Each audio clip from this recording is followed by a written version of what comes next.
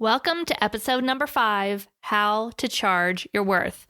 I'm Nicole Bagley, and today we're going to be talking about how to build the perceived value of your brand so that clients are willing to pay for the pet photography you offer. Can't wait to dive in. Welcome to the Hair of the Dog podcast. If you're a pet photographer ready to make more money and start living a life by your design, you've come to the right place. And now, your host, pet photographer, travel addict, chocolate martini connoisseur, Nicole Bagley. Hey everybody, Nicole here, and I'm so glad you're joining me for yet another podcast episode. I hope you've been enjoying the new podcast, and if you could take just a few minutes to leave a rating or review wherever you're listening, but especially if you're listening on iTunes, I would really appreciate it. Really helps get this show found by more people. The thing that's in it for you, though, is you can go ahead and leave any questions that you have right there in the review, and I will be reviewing those, and I'll be taking our listeners' questions that they're leaving in those reviews and diving into them into future episodes. So that's definitely one way to get your answers or your questions answered directly by me right here on that podcast. So let me know what's been a challenge for you in your business. I can't wait to help you out. Now, today, we're going to be diving into a question that so many pet photographers have, and that is, how do I charge what I'm worth? This question comes up time and time again. And part of that reason is because, well, we're our own worst enemies, right? We might be looking at others in our market, and really that comparison is never a good thing. So as you start looking around at others in your market, you might be seeing that, oh gosh, there's people that are charging less. Oh, no one's going to pay that. Oh, those people that are charging less are actually pretty good. I'm in a smaller town. There's not enough people to pull from. There's just too many photographers around me. Do any of those sound familiar? I have a feeling that some of them might. But here's the truth, that every single community is crowded and getting more crowded by the day. Yes, if you're in a small town, maybe there's 2 or 3 other pet photographers. But if you go to a big city, maybe there's 10 or 20, and that number literally is growing all of the time. So quite frankly, it's irrelevant. Who cares what others are doing and what others are charging? I encourage you to focus directly on your business, not to be looking at what everybody else is doing and causing that to second guess what you're in business for and what you're offering your clients. The only limitation that you're facing is actually from you and your beliefs, what you believe is possible in your area. It's not about the competition, but it's about how you share your value to potential clients. You absolutely need to stand out in your market, whether it's a big market or a small market. And we're going to be talking about how to do that right here in this episode. Now, before we jump into this perceived value thing, one thing that we need to make sure that's covered is that you are priced appropriately. And I have a question for you. Do you even know what appropriately is? Do you know what you're actually worth? Do you have any idea what your time is worth? Now, I look around and I ask other pet photographers, how did you determine your pricing? You know what the majority of them say? Well, I did research in my market. And by research in my market, they mean they look to see what other pet photographers were charging, and then they pick their pricing based on that. Now, that has a whole inherent litany of things that can go wrong there. Number one, do you have any idea if that pet photographer is booking any clients? Do you have any idea if they're profitable? Do you have any idea what their business expenses are? Do you know how many clients they take per year? Do you know what they're selling? Do you know what their profit margins are? No, you have no idea. You are literally just grasping at straws in the dark. You have no idea if that pricing is profitable or not. Well, I do have some good news for you. I do have a free Pricing 101 class at hairofthedogacademy.com/pricing 101. If you want to go download that, it's 100% free. And it will take you through my pricing formula so you can figure out what your target sale needs to be. That is what you can use to build your products, to build your pricing, to really build everything in your business around that number, because the numbers will tell you what that needs to be profitable. And some of the things we take into account for this formula are we take into your cost of doing business. How many costs do you have? What does it actually cost you to have your business in place? How many hours do you have to work? Is this a part-time thing? Is this a full-time thing? How many hours do you want to work? How many hours does it take you per client? Are you a boutique business that's only seeing a couple clients a month and maybe it's taking you 15 hours per client? Or are you more high volume where it's only taking you 2 hours per client? Or maybe you're doing like mini sessions that are really an hour per client with your editing time and your shooting time. So there's lots of different models. So that all needs to be taken into account. And then, of course, one of the most important factors is your income goal. If you don't know how much money you want to make in your business, how on earth are you supposed to figure out how much you should be charging? So those are all different things that we go into in this Pricing 101 class. It's a quick hour-long class that walks you through this formula so that you know what you should be charging and what you should build your business around in terms of pricing and products. So next up, this is where we dive into the value. And that is your perceived value to your client needs to match what your actual pricing is. Remember, your worth is only accurate if your clients perceive it to be accurate. It doesn't matter how many times you've said, oh, I'm educated. Oh, I have these degrees. Oh, I've been doing this for 30 years. It doesn't matter. The only things that matter is the perception that your clients have about your business and your value. And I know there's a lot of photographers out there that we're saying things to ourselves like, oh my gosh, I create work that's so much better than Shoot and Burn Sally down the street. But why does she have so many more clients than me? Well, it's because your clients are looking at her business and your business, and they're not seeing enough of a differentiation between the value of her business and the value of yours. They're saying in their mind, I'd rather save $500 to $1,000 and choose the cheap but good enough Shoot and Burn Sally over a full service experience because you have not been painting the value of what you're offering in comparison to what Shoot and Burn Sally's offering. My apologies to anyone named Sally. The truth of the matter is that your client's just having a conversation in their head. They're trying to rationalize your extra expense, and unless you communicate that, they're going to choose the least expensive option more often than not. And, this isn't our client's fault. This is where many photographers become a victim. It's my market. It's my competition. No one's going to pay that here. No one values that here. You're blaming everybody and everything other than yourself. But it's no one's fault but our own. We simply did not paint the picture of the value that we offer. The truth is, if they perceived your value to be accurate, they would buy it. They would pay it happily. I want you to think of a time that you splurged on something. For me, that splurge often comes down to really good dinners out at nice restaurants and travel. I am happy to pay more for a seat that's more comfortable for a long haul flight. I am happy to pay more when I'm on vacation and I want an experience. Now, the Holiday Inn Express works great when I'm just traveling and I just need a place to sleep. However, that's not going to be what I choose when I'm on vacation and I want to relax and I want to enjoy the experience. Now, I want you to think about it this way. What if there was a Holiday Inn Express that was brand new? It was a beautiful building. It had just a gorgeous building. It included a really nice restaurant with great dinner. It had a spa. It had a beautiful resort-style pool, but it was priced at $500 a night. I have a feeling they would be hard-pressed to find people to stay there. Why? Because of the brand value that they have. Their brand is a nice, clean, efficient, easy place to stay when you are traveling, when you are at a business meeting, when the goal of your experience isn't to stay at the hotel all day and just relax. Your goal, your need is just a place to sleep. They do that really, really well. They have great breakfast in the morning. It includes cinnamon rolls. I love cinnamon rolls. Great. I'm happy to stay there on times like that, but they don't produce the value for what I'm looking for if I'm going away for a nice, relaxing vacation. Now, do I need to spend the night in a nice hotel or eat dinner at a Michelin star restaurant? No, there's plenty of places that will meet my needs for food and shelter at much lower price points. But because I value these experiences, I seek them out. And I gladly pay for them. I want you to think of something that you value. What do you value in your life that you will seek out and you will gladly pay more for? Now, this might also start to trigger some of you where this is pretty common too. Once we figure out what our prices need to be, we often we get fearful that, gosh, no one's going to pay these.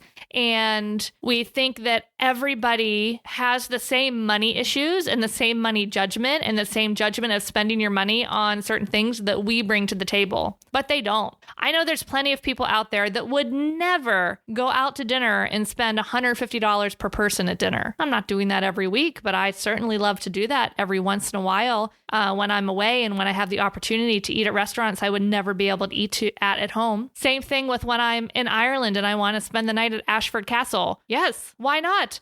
But I know there's a lot of people that would value spending their dollars in another way, and that is 100% okay. The thing we need to do is we need to make sure that we are but we are showcasing our value to those potential clients that value pet photography, that value what we offer. And there is absolutely nothing wrong with not wanting to be at that high end of the market. There are plenty of people out there that make a great living doing more of a lower price point, higher volume style of photography. It really depends on how you want to structure your business and how you want to structure your life. And going through that Pricing 101 free training will help you figure out what that looks like, because it takes into account how many clients you can serve based on how you're serving those clients, with the amount of time that you take per client and the amount of hours that you have to devote to your business. Because, there's still a very successful market for both. You just need to determine which one you want to be in. The Holiday Inn Express and the Ritz-Carlton are both very successful. But if you look at both of those websites and their messaging and what they offer, they speak to two totally different markets. And even if they're serving the same market, for instance, I would be a customer to both of those markets, because when I'm traveling, again, when I just need a place to sleep, I love the Holiday Inn Express. But when I'm on vacation, I want an experience. So I would be looking more for a resort, for some place with service and experience and really just a place to be pampered. And I realize that comes with the cost, and I'm okay with that. So if you want to charge those boutique prices, you need to be super clear about what you offer and what makes you worth it and what makes you the best in your market. I've got a little spoiler alert for you though. If it's, I've been doing this the longest, or I create great images, or I have more awards, that's not enough. I hate to break it to you, but it's not enough. We need to look at it as what's in it for our clients. And then how do we tell them, show them what's in it for them, and how we differ from the shooting bird Sallies down the street. Can you talk about what goes into the creation process? Can you talk about what artwork you were creating? Can you show examples of beautiful finished artwork in homes, even if it's just Photoshop mock-ups? Can you give a great service of installing the artwork or hiring someone to install the artwork for them? It's okay that all of these things come at a cost. And that installing the artwork can be an extra add-on if you want, or if they spend it a certain amount. You can build your business however you want. I just want you to make sure you are really looking at what value do you bring to the table and how are you communicating that to potential clients. Now, there's one other piece to the puzzle here, and that is your brand in alignment with the market that you want to serve? Remember, it's not enough just to say you're boutique and then offer that service. Just like a Holiday Inn Express can't just say, hey, we're boutique, we're $600 a night, come check us out, we're a resort. It doesn't work that way. Everything around the business needs to point towards that value. It needs to support that value, and it needs to provide that experience. You need to walk the talk. And all of that starts with brand alignment. I want you to think about a high-end hairdresser. What if you walked into a high-end hairdresser? We're talking maybe like, $100 for a cut. Can't get out of there for less than $300 for a cut and color. And you walked in and there was old hair on the floor they hadn't quite swept up yet. And they had shelves that had just tons of products on it, kind of like mismatched, not very labeled very well, and just like stuffed with things. Maybe there was just ugly fluorescent lighting and, it was just not the feeling that you would expect where you're spending that much money. And even if they had the best cut and color in the tri-state area, there would be a disconnect. And I would imagine they would have a serious struggle trying to stay profitable, trying to bring in enough clients because the client experience, the client expectations, the client value is not there. Now, what if they produced a great cut and color, but they were in a beautiful building with chandeliers and pretty lighting, beautifully displayed products, clean floors, warm towels. When you sat down, maybe they put a warm shoulder wrap on you. They gave you water. They gave you tea. Maybe they give you a little scalp massage when they're washing your hair. People will pay more for this very, very happily. Of course, the cut and color quality has to be good, but it doesn't have to be the best. It needs to be good. They need to be happy with the quality, but it's the experience they're paying for. It's all the other things that go along with the actual cut and color that keeps them coming back to an experience like that. So, what parts of a photography business can be out of alignment? The one that I see most often is a website. You guys, websites change in the blink of an eye. Google keeps changing in the blink of an eye. Google's going to start penalizing sites that load slowly. Oh, hello, photographers with all of our giant images on them. That's something we should start looking at. Google's already been penalizing sites that weren't mobile responsive because something crazy, I'm pulling this number out of the air, but a majority of people, I won't even say a number, the majority of people are actually browsing on mobile more than desktop. So you need to make sure that website experience speaks to the value that you're offering, and that website feels in line with your brand, that it feels in line with the price point of what you're selling. Now, if you were maybe buying a $1 million home or selling your nice home and you hired what you were told was the best realtor in the area, they're very, very successful, and they showed up in like a 15-year-old car with rust around the wheel wells, well, that's going to be a brand disconnect. And I think many of us would be like, oh, wait, they don't seem to really be knowing what they're doing because, if they did, they would be much more successful from that. So our website needs to speak to that, to the successful business that we are or we aim to be. And it needs to be clean, easily to navigate, and needs to have the value on there, how we serve our clients, how we're different, all the things we talked about so far in this episode. The other place that I see a lot of businesses be out of alignment is with their email addresses. A gmail.com email address does not speak to a high-end luxury experience. It speaks to, oh, this was free and somebody just set this up recently. It's so easy, guys, to get. You don't even have to pay anything extra. If you have your own URL, your own custom domain name, usually email comes with that. And you can, with a little bit of tech and a little bit of tech support, you can route that email into your Gmail address, but it sends from your domain URL. So like Nicole@NicoleBagley.com. It would send from that instead of NicoleBagleyPhotography@gmail.com. Things like that make a huge difference. They add up in the perceived value of your business.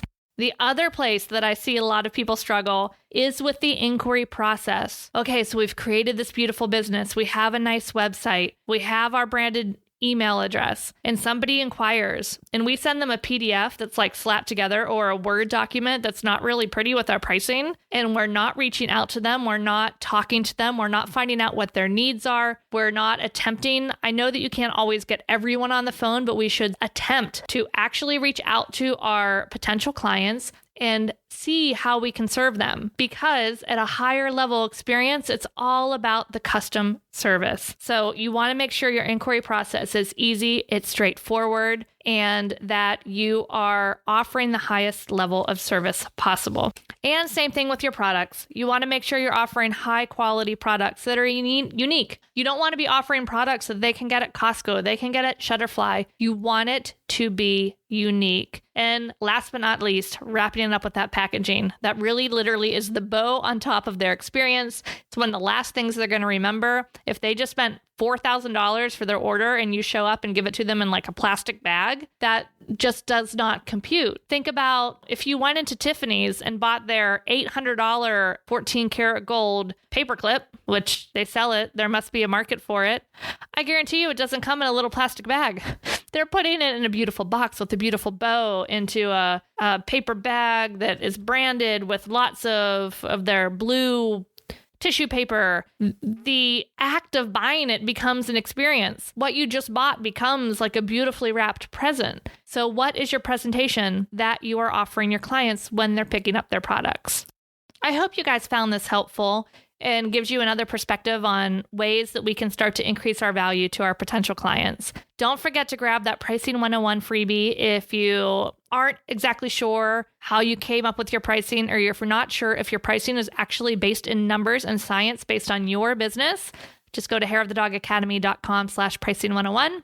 And please don't forget just to go ahead and subscribe, leave a review, leave your questions in the reviews, and I would be happy to come back to those and answer some of those questions just for you. Until next time, have a great week, and remember, progress is always better than perfection. Thanks for listening to this episode of Hair of the Dog podcast. If you enjoyed this show, please take a minute to leave a review. And while you're there, don't forget to subscribe so you don't miss our upcoming episodes.